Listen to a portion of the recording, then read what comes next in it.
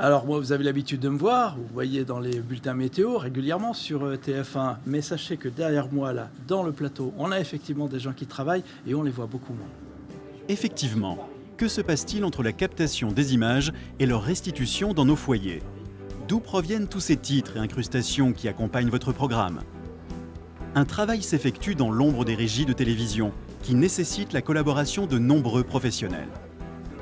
Partons à la découverte de ces métiers en pénétrant les coulisses du JT de 13h de TF1. Derrière le présentateur, il y a toute une équipe rédactionnelle qui est pilotée par un chef d'orchestre en régie, qui est le chef d'édition.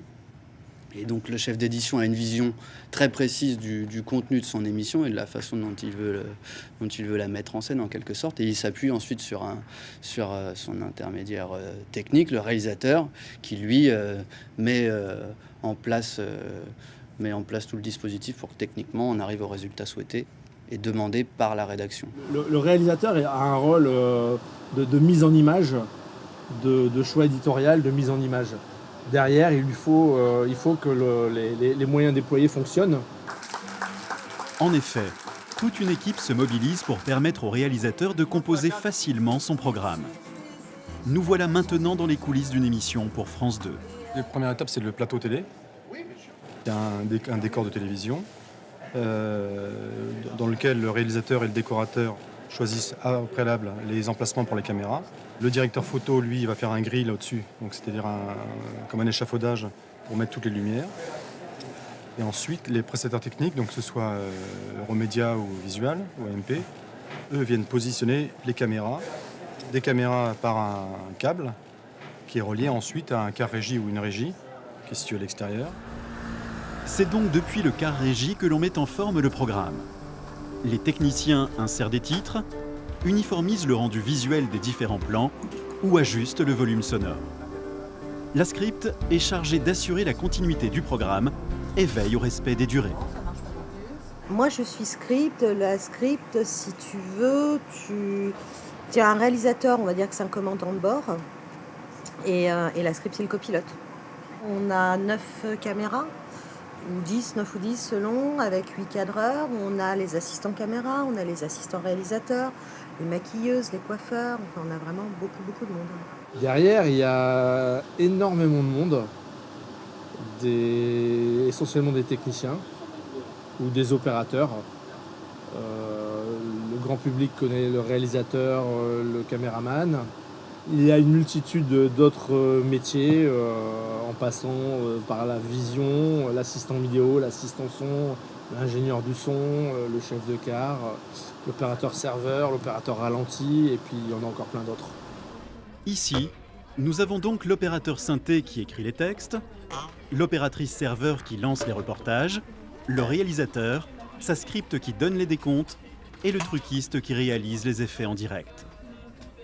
Le truquiste, lui, il va me préparer tout le panel en régie, c'est-à-dire toutes les caméras qu'il va positionner.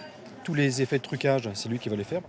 Ça se divise en 2 phases un petit peu. Il y a une phase de préparation et une phase ensuite de pratique, de live de l'émission.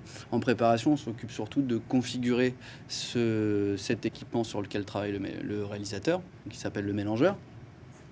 Et on l'appelle le mélangeur parce que toutes les sources extérieures viennent se regrouper, se centraliser sur le mélangeur, dans le mélangeur. Et avec toutes ces sources, on les mélange les unes avec les autres pour en faire un programme, le programme télé.